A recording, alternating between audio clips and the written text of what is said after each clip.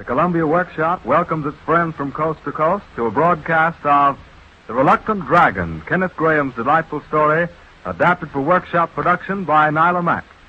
Miss Mack, who has a huge and loyal following among youngsters as director of the two famous children's programs, Let's Pretend and March of Games, heard regularly on CBS, has produced two other attractive fables for adults on previous workshop shows. And tonight, she lends her talents to one of the world's great children's stories, which is even more beloved by adults. The Reluctant Dragon by Kenneth Graham.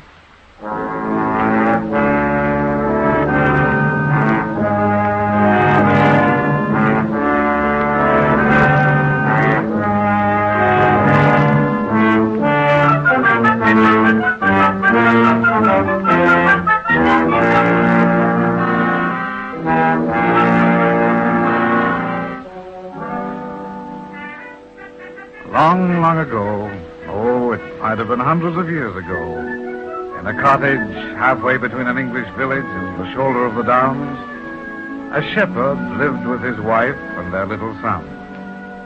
The son spent much of his time buried in big volumes that he borrowed from the affable gentry and the interested parsons of the country round about. And his parents encouraged him because they knew that book learning often came in useful in spite of what the neighbors said. One evening, while he was thus engaged, and his mother was peacefully employed. Boy. Oh, yes, Mother? Hey, what are you reading of now?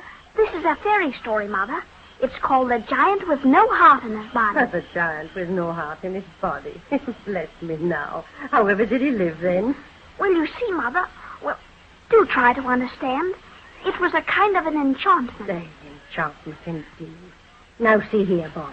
Your father and me have agreed that the family was to divide the labor. Us to supply the practical knowledge, and you the book learning.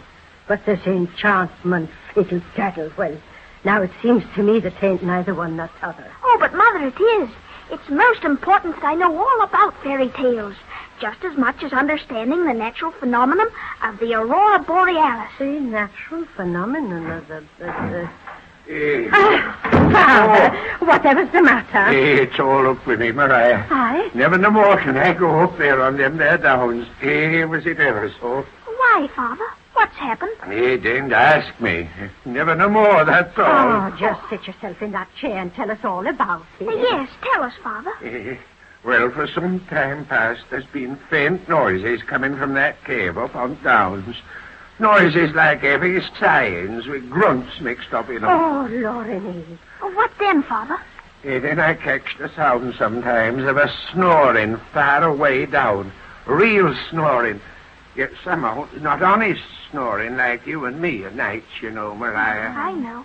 Oh, whatever are you talking about? Yes, well, it's true. I'm sure it is. Yeah, I was terrible frightened. Yet somehow I couldn't keep away. So this very evening, before I comes down, I took a cast round cave quietly, and I saw him as plain as I see thee. Saw who? Why, him, I'm telling thee. Aye. He was sticking halfway out of cave and seemed to be enjoying cool of the evening in a poetic sort of way. Oh, tell me some more about how he looked, Father.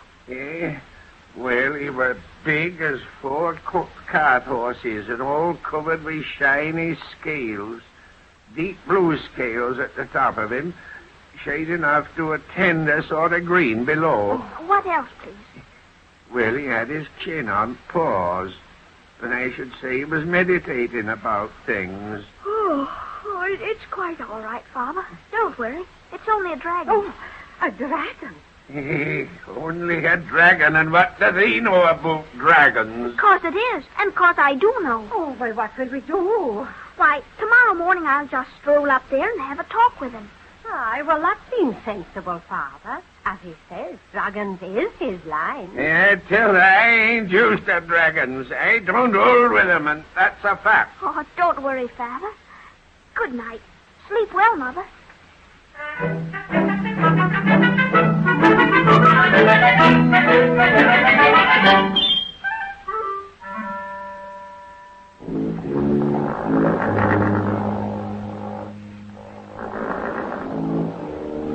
There he is, asleep and purring. Hello, Dragon. Huh? I said, hello, Dragon. Here I am. Oh, it's a boy. Yes, I'm a boy. Now, don't you hit me or bung stones or squirt water or anything. I won't have it, I tell you. I just won't have it. Oh, I'm not going to hit you. And don't, for goodness sake, keep on saying don't. Oh, I hear so much of it. Well, I know boys. And I know dragons. I've simply looked in to ask how you were and all that sort of thing.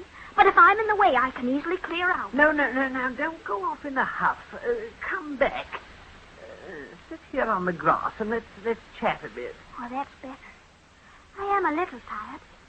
It's quite a stiff climb up here, you know. Yes, I know. That's one reason I moved in here. The view and that sort of thing. It's magnificent, isn't it? Oh, I'm happy as the day is long up here.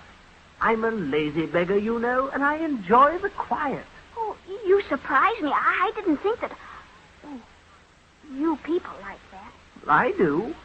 You see, all the other fellows were so active and earnest and all that sort of thing. Always skirmishing, you know, chasing knights all over the place and devouring damsels. And don't you like that sort of thing? Of course not.